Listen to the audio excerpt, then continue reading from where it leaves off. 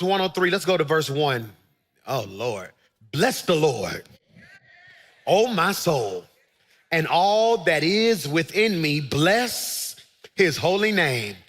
Bless the Lord, oh my soul, and forget none of his benefits. What are his benefits, Pastor Mike?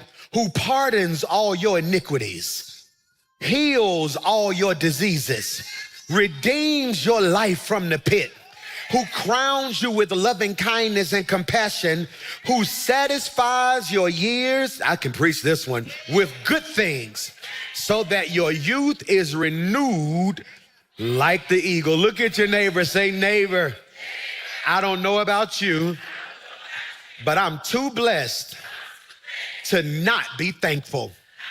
You may be seated. I want to talk about too blessed to not be thankful. And the church said, sometimes we're waiting on God to give us something new. And then sometimes when God is waiting on us to notice when he already gave us a blessing. Thankfulness is not for people who have everything, but rather thankfulness is for people who recognize anything. And I came to park and submit and suggest to you this morning that you are too blessed not to be thankful. That when I look back over my life and think things over, at 40, I can share the sentiments of the songwriter, all of my good days outweigh my bad days. I got a reason to tell God, thank you. And if we do a survey, we all may not have the same reason, but everybody in here got a reason just to tell God thank you. That's why I miss old school church. New school church is complicated. I got to give you a whole backstory on why God is good. Old school church, it was very simple. He woke me up this morning, clothed me in my right mind, gave me the activities of my limbs. They knew that every morning you got another day, you should pause and just tell God. And that's why I love Thanksgiving, because Thanksgiving is one of my favorite holidays, because it makes even the most selfish person at least say the word thanks. I want to talk about gratitude, and I want you to take really, really good notes. Put this in your notes. Gratitude isn't a reaction to blessings. Gratitude is the recognition of blessings. Gratitude isn't a reaction to blessings. Gratitude is the recognition of blessing. Most people think that I get the blessing, then I feel grateful. I get the blessing, then I feel grateful. But that makes gratitude a response to what you receive. Biblically, you might want to write this. Gratitude is a response to what you recognize. Gratitude isn't a response to what you receive. It's a response to what you recognize. If gratitude is only a reaction, then I only thank God when something big happens. If gratitude is only a reaction, then I only feel blessed when something new shows up. If gratitude is only a reaction, then the only time I worship is when I feel like I'm winning. But if gratitude is a recognition, it means I realize I'm blessed while I'm still in process. And I don't know who I'm preaching to, but there are two types of people sitting on your row. Some of y'all need something to happen in order for you to be grateful. But for some of us, I don't need nothing new to happen. I'm still trying to catch up with what has all. I wish I had 3 praisers at the first service who can just think back on how good God's been to you and say, here it is, if he don't do nothing else, he has already done enough. That's why I like this service a little bit more than all the other services, because at the other services, we have to pump them and pry them, and it's almost like a pep rally. Lift your hands, clap your hands, tell God thank you. But when you get up at 8 in the morning, you brought everything, but one thing you didn't leave at home is your praise. And I wish I had 7 people who can say, God, before I praise you for what you're about to do, I'm going to take some time and praise you for what you've already done. He's already made a way out of no way, already blessed me, already covered my family, already held me together. You ought to just touch 5 people and shout, I got a reason Gratitude. Gratitude is not a reaction. That's why anxiety, that's why depression, that's why low self-esteem used to hit me so much. It was because I thought something had to happen in order for me to tell God thank you. I thought something had to happen in order for me to express gratitude. But hear me, gratitude is not a reaction. It is recognition. This is why gratitude does not start when something changes around you. Michael, gratitude starts when something clears within you. This is why David tells us, here it is, put it on the screen, bless the Lord. Oh, my soul. I could really preach that right there. Bless the Lord, Michael. Oh, my soul. But here's the part that we skip over, and forget not. I need you to underline that in your notes. This is the only part I'm gonna get to today. Forget not. We're gonna shout next week. We're only gonna sit on this one line right here. He says, bless the Lord, oh my soul. This is good. And forget not. He is not saying, Lord, give me something to praise you for. He's saying, soul, don't act like God did not do enough already. All right, y'all being deep. Y'all being deep. We was emotional last week. Let's just have church today, okay? Look at what he says. Put it on the screen. Bless the Lord, oh my soul. Now you missed that. Who's talking? David. Who is David talking to? Himself. He's talking to the him within him. What is the soul, the mind, the spirit, the heart? He said, okay, I can feel depression, Michael. I can feel anxiety, Michael. I can feel me getting low. So he said, I'm gonna have a conversation with myself. Because some of us have matured to a place that I ain't got time to wait on you to encourage me. David is also the one who said, if you don't do it, I've learned how to encourage.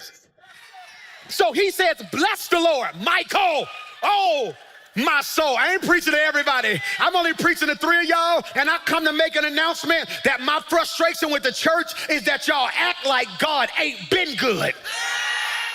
I'm gonna preach to 3 of y'all. David is telling his soul, don't act like God ain't been good to you. And 5 of y'all sitting in here, I can feel you on the verge of a pity party. It's Thanksgiving, you single, you trying to figure out where you gonna eat. It's getting cold, you ready to cuddle. It's Christmas, you trying to figure out how you gonna pay for stuff. Now at the end of the year, you sitting there like, this ain't been the year that I thought I was gonna have, and it seemed like it's all, shut up.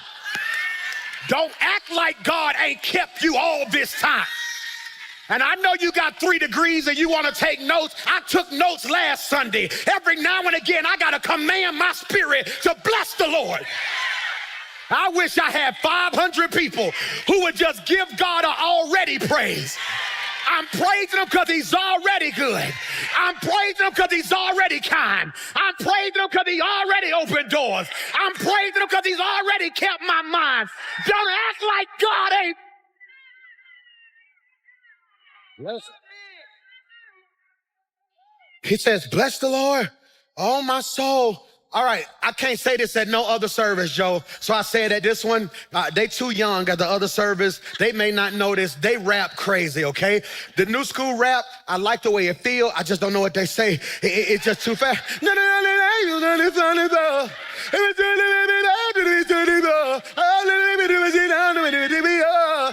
But it feel good. It's a vibe. I just don't know what they saying. Old school rap, you knew what they were saying. They would say, don't push me because I'm close to the edge. I'm trying not to lose. Then he was psycho. See, you knew what he was talking about. See, LL Cool J, to me, rapped Psalms 103. The LL Cool J, after he had been gone for a while and people were saying he wasn't who he was, he said, y'all must have forgot. Y'all don't hear what I'm talking about. And 3 of y'all gonna leave here today with a new pep in your step because you're gonna have a conversation Michael, with yourself. That's why y'all be trying to figure out, why do he be saying his own name when he be preaching? Somebody stopped me in the last city. Why you be saying your name like that? I said, because I was in a pandemic and I didn't have a church. And I was so programmed to hearing somebody say, preach, preacher. And for the first time in my life, could nobody encourage me. So I decided I would just encourage Michael. Every now and then you got to shout your own name out and be like, Lisa, bless the Lord. Oh, my. Put this in your notes and forget. It's on the screen. It's on the screen. And forget not. If gratitude is recognition, can you put this in your notes? The enemy's job is simple. If I cannot stop God from blessing them, I will blind them so they never see it.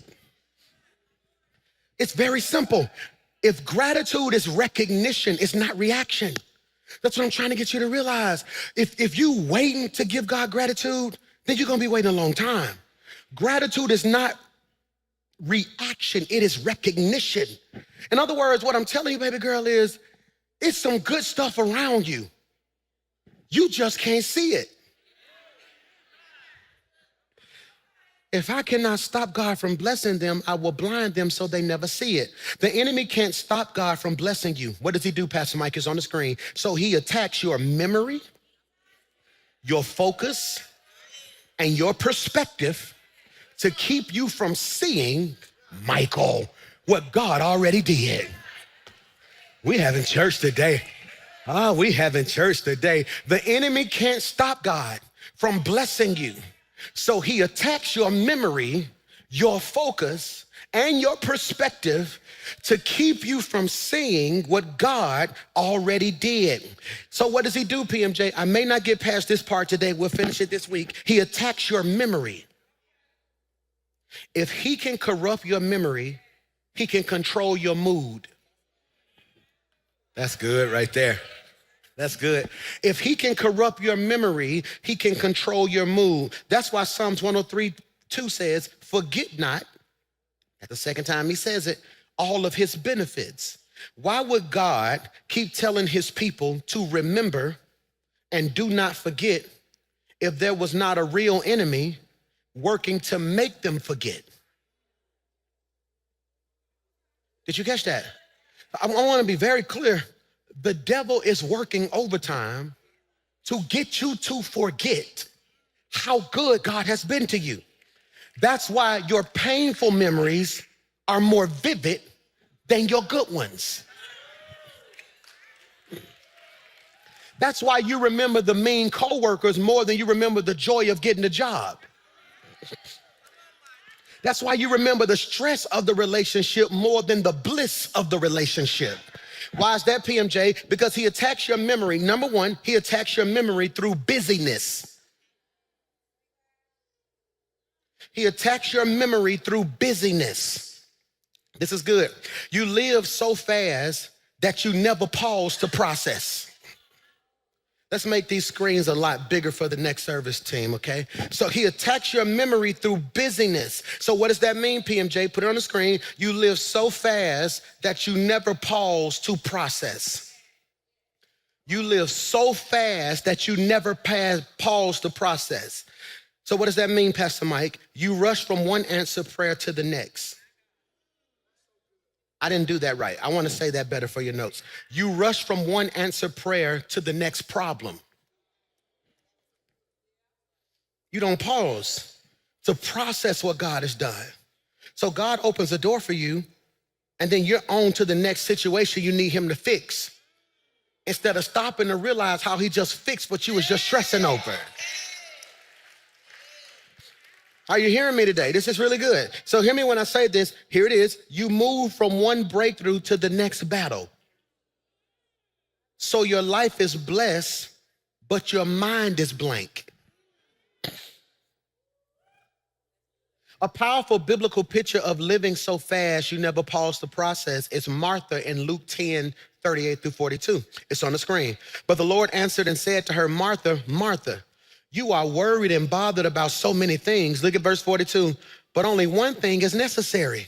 For Mary has chosen the good part, which shall not be taken away from her. Martha loved Jesus, but she was moving too fast to notice him. She wasn't in sin. She wasn't in rebellion. She was just busy. She was doing a good thing, but going at such a pace that she missed the God moment. Did you hear what I just said? She's doing a good thing, but she's moving at such a pace that she misses the God moment. Jesus never said her serving was wrong. He was checking her speed.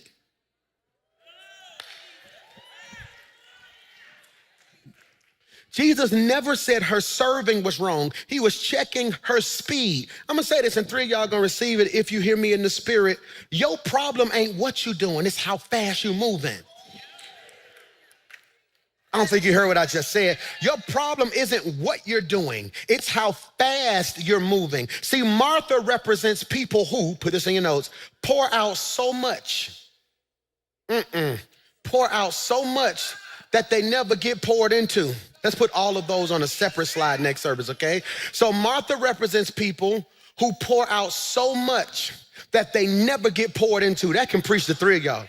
My sermon almost over. I got baptism today. I can't preach the whole sermon because the two other services won't get it, so I got to keep everybody on the same curriculum schedule, okay? So Martha represents people who pour out so much, but they never get poured into. I used to feel like it was a badge of honor that I did all of the pouring until I realized I was empty. I'm gonna say this again. I'm gonna say this again. Whoever went and bought some juice from the store and the juice hit? Anybody? I'm talking about the juice hit. All right, the juice hit. All right, I'm gonna take y'all way back, okay? All right, the juice ain't hit if you had to screw the top off. I'm talking about that juice where you had to open it like a milk carton. The millennials don't know what I'm talking about. Who know what I'm talking about? You open it like a milk carton, then you made that little triangle, then you went like this, and then you had to close that thing back, and the red juice you can kind of see it all over the little white carton thing, and you put that thing back in the refrigerator. See, I ain't talking about y'all new school juice. See, because y'all new school juice come in clear bottles. All right, no, see, there are two types of people. Some of y'all are clear bottle people. Some of y'all are old carton people. See, the clear bottle people, everybody around you can tell you running low because you tell them and show them everything. Some of us are so guarded that people don't know we empty till they try to come get something else from us. And what do people do with empty cartons? They throw them away. So you end up frustrated because you like, I poured myself out for you, and now that I ain't got nothing else to give you, you just gonna discard me when God has said, I am sending people who can replenish your spirit. Am I preaching to anybody? Martha represents people who pour out so much that they never get poured into. Next slide, okay? Watch this. Martha represents people who carry responsibilities without giving themselves recovery.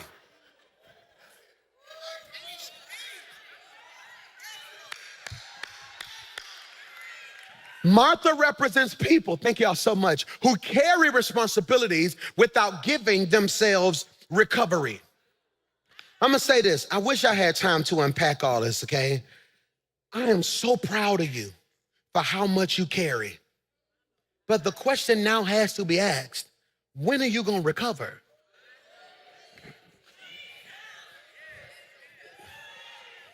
I thought Mason tore his knee up this time last year in February. We thought he tore his knee up. We had a 7-on-7 camp, and he's running, and every parent know their child. You done seen your child play enough that he was running, boom, he missed the ball. All of a sudden he went, and I never forget, he just did this. All he did was this right here. Then I saw him lip a little bit. I kept seeing him shake. I said, hey. I yelled on the field, hey, come here. On the field, I said, come here. Like, what's wrong? No, he tried to wave me off. I'm like, no, come here. I said, what's wrong? He's like, nothing, just feel a little weird. I said, look at me in my eyes. I said, we're not gonna play this game. Don't lie to me. I'm the only person in the world gonna protect you. Are you hurt? He's like, something don't feel right. I said, go sit down. Boom, all right, boom. So then we leave, and I could see the eyes watering, all right? I done been through this so much, I just asked him one question. Did you hear a pop? I didn't hear a pop, Dad. I said, did you hear a pop? No, okay, boom. All right, let's go home. It's hurting, we icing it, we giving them pain medicine. It never swells. That's a good sign. I'm like, okay, boom. I called Dr. AG. I said, we need to come see you ASAP, man. Something going on. This is my baby. But when we get there, Mason had something called runner's knee. Okay, Pastor Mike, what's runner's knee? He had been playing, he would train 3 days a week, practice 3 days a week. Then when we get to the tournament, he's doing offense, defense, nonstop. He had worked that knee so much, it was just extremely sore. He said, does he recover? I said, well, when we come home, he rests. He said, no. He said, I want you to buy this right here, put his legs in this after every practice. He need to recover. Do he do ice baths? He said, you do know LeBron spent $1 million a year on recovery? And it made me think about the same way he was overworking his knee. Are you overworking your peace? Are you overworking your patience? You are now having to use your gifts in stuff that you shouldn't have even been in. So by the time a real battle show up, you ain't even got enough energy to do what God called you because you're doing what you want to. I don't think you heard what I just said. You don't have enough energy to do what God called you because you're always busy doing what you want to. Y'all didn't hear what I said? You so busy doing what you want to that by the time it's time to do what God called you, you feel like you ain't got no more want to. So you spend all your energy in conversations you shouldn't be in. You spend all your energy running to the aid of people who are gonna be in the same place next year. You spend all your energy prophesying to people who won't even receive the gift. You spend all your energy interceding for people who could actually pray for themselves. So when now God calls you into ministry, you ain't got nothing left because you've been busy. Martha represents people who work for God without sitting with God.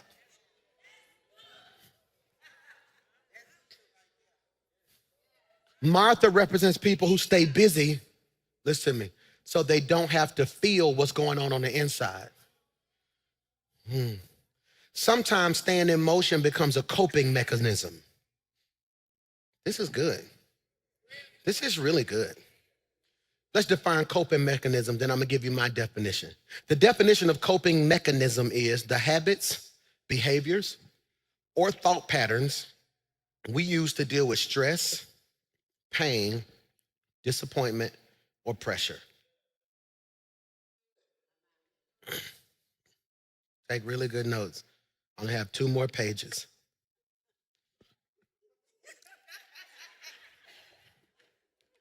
See, I can't preach the whole sermon to y'all, then 11:30 be like, he ain't preach that day, you gotta do baptism. So everybody gotta get a half a sermon today. No, but this is really good. What's a coping mechanism? Look at this. It is the habits, behaviors, or thought patterns we use to deal with stress, pain, disappointment, pressure. And it's not always toxic. Sometimes they're healthy, sometimes they're harmful. Pastor Mike, what's the coping mechanism you have in your life, honestly, when stuff gets stressful? I play PlayStation. I know that sounds so funny, but every time I've ever needed to hear God, I was playing the game. I cut the volume down. It's like my family even know it. I get on the game and I just play. No music. I don't even hear the sound. I just start playing. And it's almost like clockwork. It's like my brain shut off and I just start hearing stuff. What's another coping mechanism that's not harmful? I like going to water. You know? I go to Gulf Shore somewhere and we just get on that water. We just sit there and I get to thinking. What's another coping mechanism you have that might be harmful? I eat.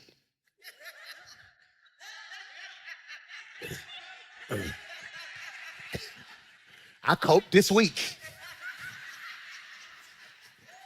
I found a place. I had a lot of stress on me and messed around, and the devil out of nowhere, DoorDash just sent like a thank you.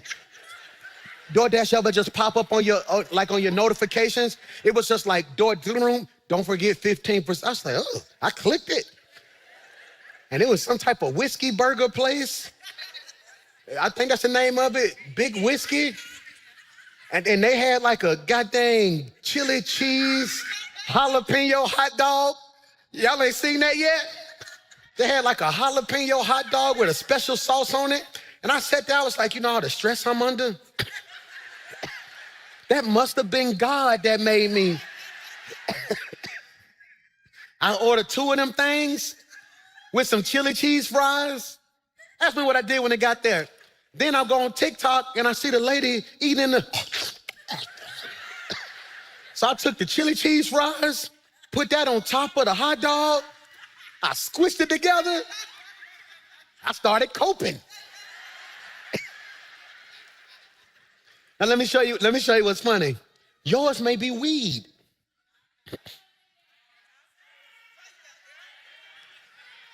I be setting y'all up so smooth. Y'all be like, ha, ha, ha. Yours may be, I need to get a drink. Yours may be, I'm gonna go buy me something, knowing you got bills. See, they're all harmful. Yeah. See, diabetes gonna get me if I don't stop.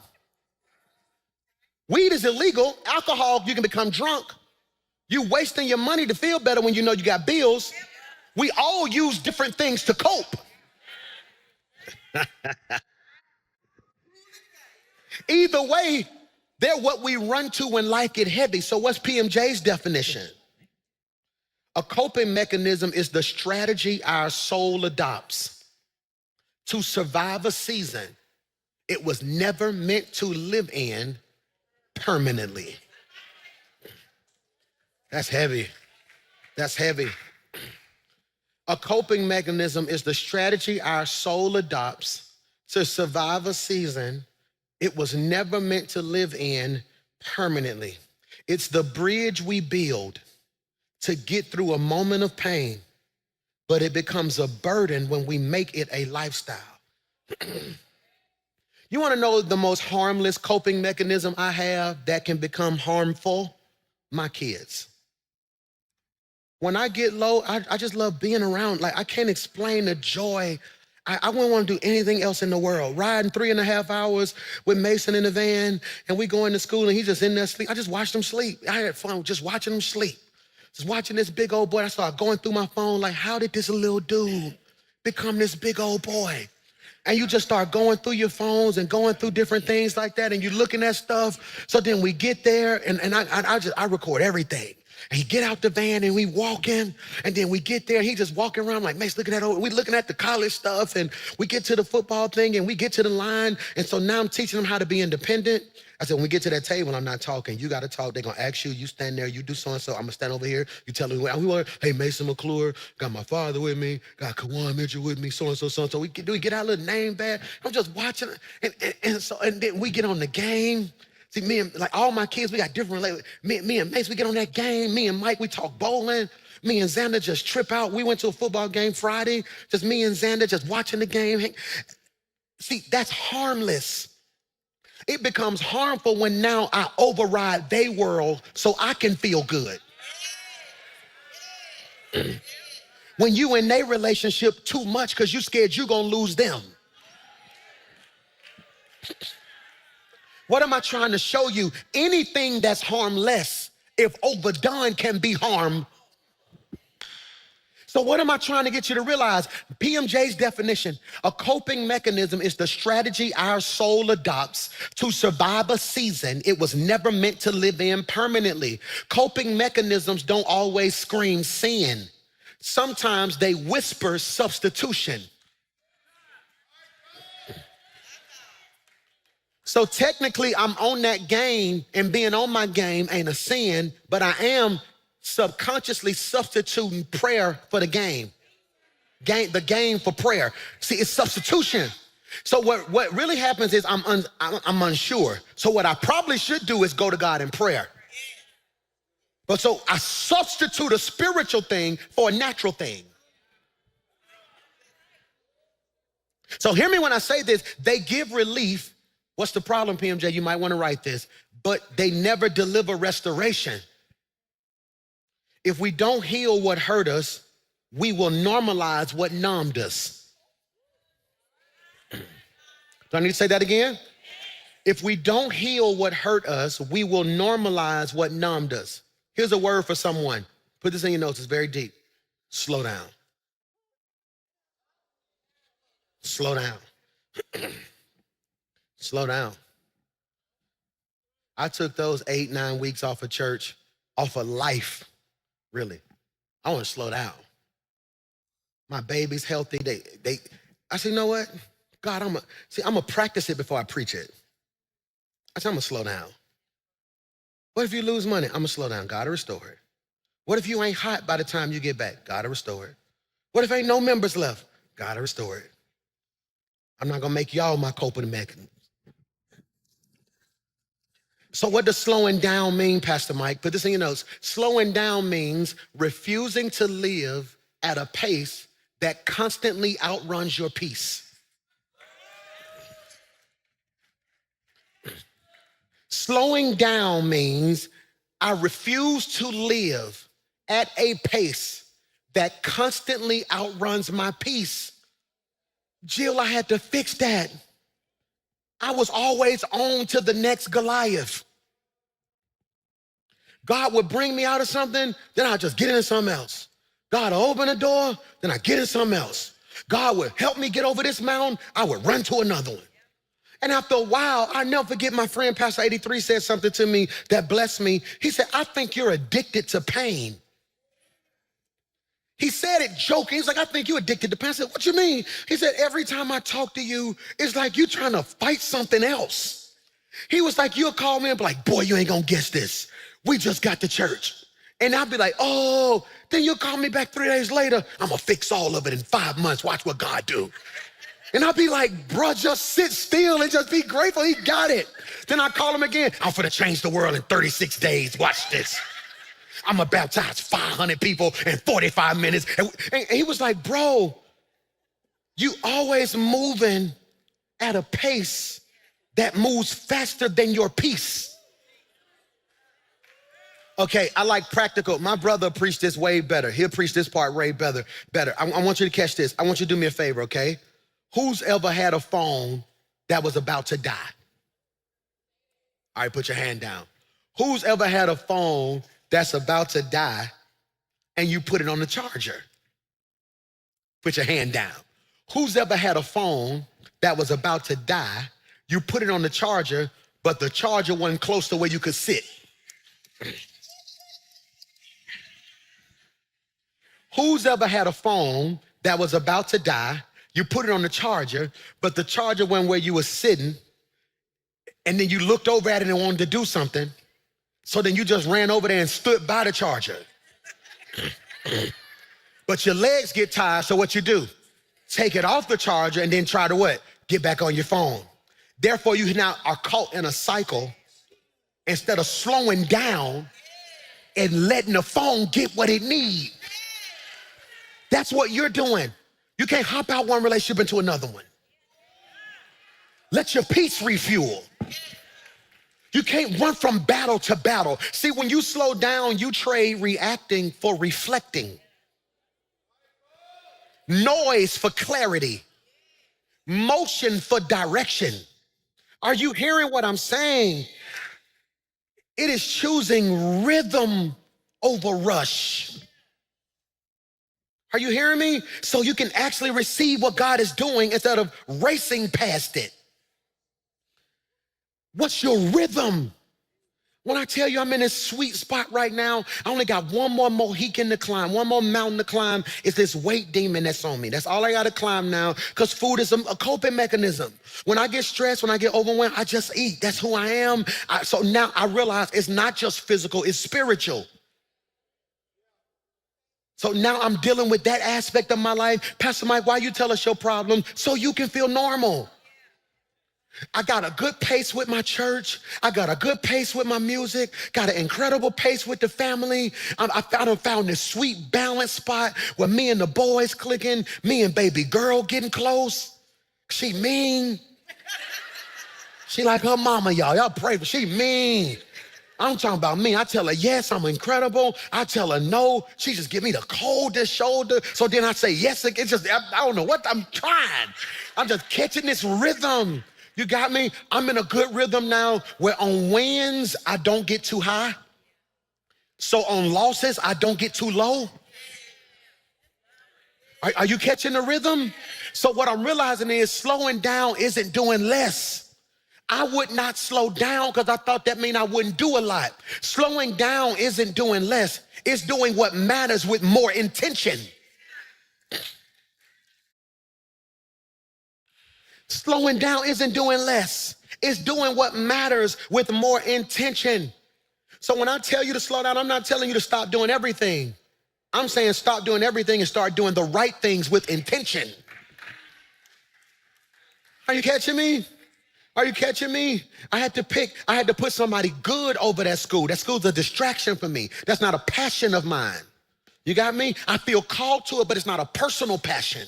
So I had to put good people in place. If not, I would have been trying to be the pastor, the father, the husband, the school teacher.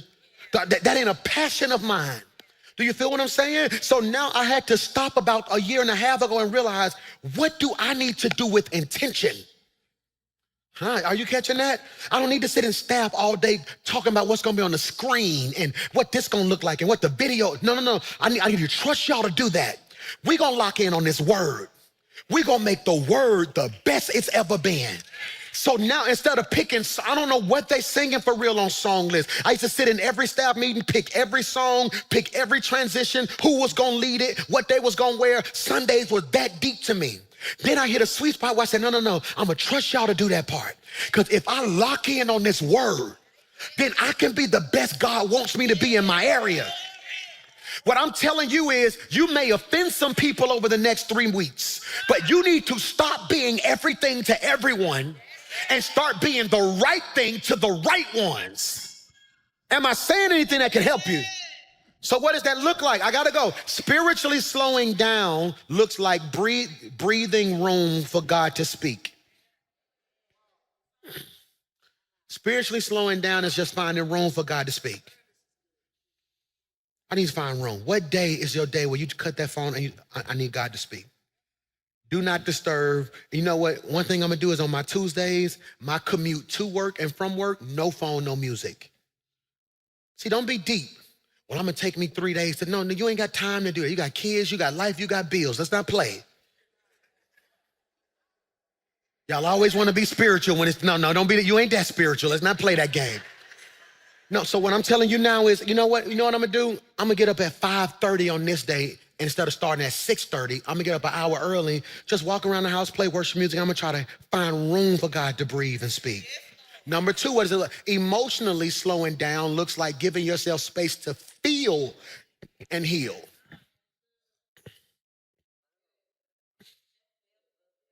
I'm gonna say this so it can free some of y'all. It's some stuff that happened this year that hurt my feelings. Is that weak to admit? Who feelings get hurt? Who feelings get hurt by grown people you helping, then you almost feel weak to express that they hurt you. That don't stop, no, all my teenagers know, we be 50. Hurt feelings, like I done raised this child, did all this stuff, and they gonna talk to me like that? They done lost their mind. No, so what I'm doing in this latter part of the year, after Thanksgiving, I'm gonna take this little pause, not from church, but from a lot of life. So right now, the song I'm trying to have out by January, we're at the part of mix and mastering that. The plan for the first quarter, where I want the staff to be, where I want the church to be. I'm trying to have all that wrapped the week after Thanksgiving. So when December hits, I need a couple days to feel. You might want to put this in your notes. It's so simple what I'm finna say, but I'm gonna always tell you what I'm gonna do. I'm picking, I think, like December 4th as a cry day. That's real. Like December 4th. I'm fluctuating between December 4th and December 6th. I'm gonna pick a day where I probably don't even need to say this publicly in the church. I'm gonna just say it. I'm picking a talk stuff day.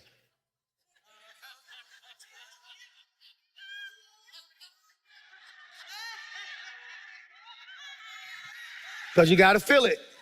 Do y'all want me to be fake or you want me to be real? So I'm picking a day where I'm gonna get with the person I trust the most, people I trust the most, and I'm gonna let it out. And so-and-so, this so-and-so, so-and-so. Truth is, I almost hauled off. I'm gonna talk. Because I need to get it out of my system. I'm being honest with you, that stuff just, it'll sit in you, and you look up and out of nowhere, you'll be popping it. Like, you just, So hear me. So I'm gonna have a day where it's gonna be a 3-day experience for me. I'm gonna talk my stuff one day. I'm gonna cry the next day. Then that third day, I'm gonna give it to God. How am I gonna give it to God, Pastor Mike? I'm gonna write my letter. I'm gonna write my letter. I'm gonna write my letter about how I felt. I'm gonna write my letter to who made me feel whatever. I'm gonna write my letter to myself. Then I got this little thing I bought from Walmart, this little fire pit that's like 20 some dollars, a little small fire pit. I'm gonna put me a little log in it. I'm gonna burn that letter because it ain't for them. And that's gonna be my way of giving that back to God. You catch me? We should have did an encounter to end the year. That's how we was raised. We were going 3-day retreats, these encounter retreats. So emotionally slowing down looks like giving yourself space to feel and to heal. You can play softly or I keep going. What does it look like practically?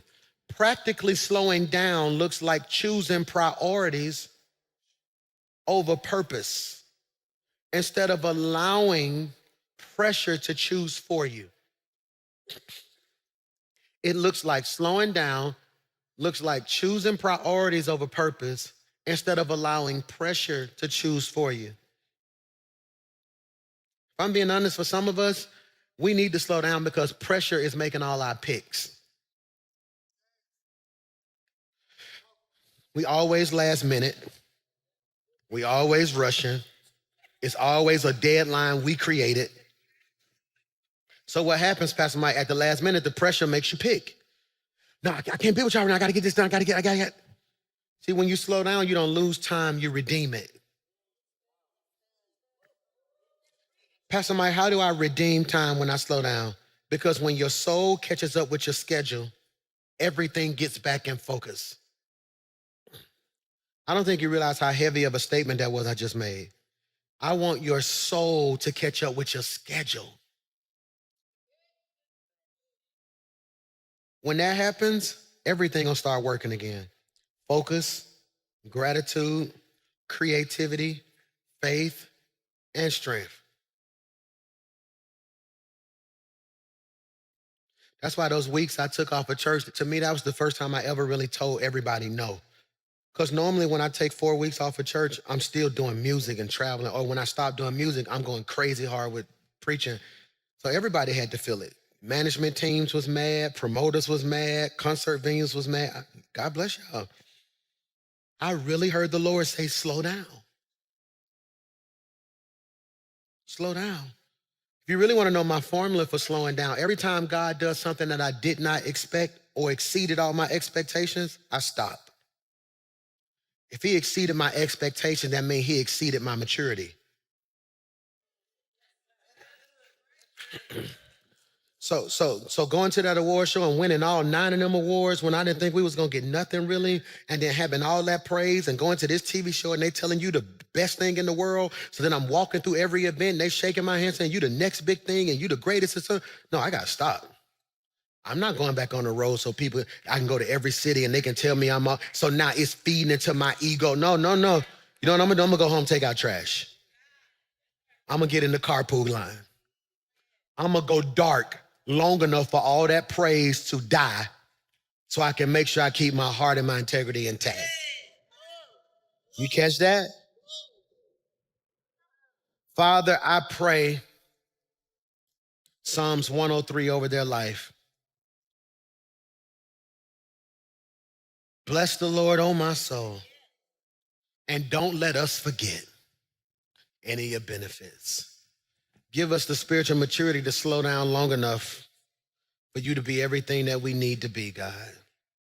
I thank you right now for an incredible year.